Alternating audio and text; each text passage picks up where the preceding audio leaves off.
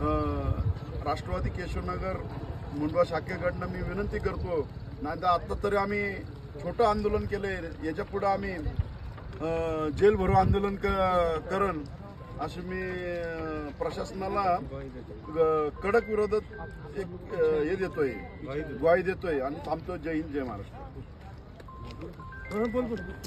बोल ना.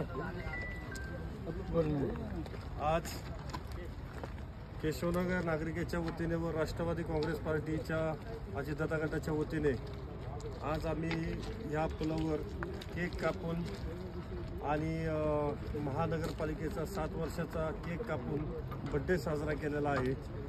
आणि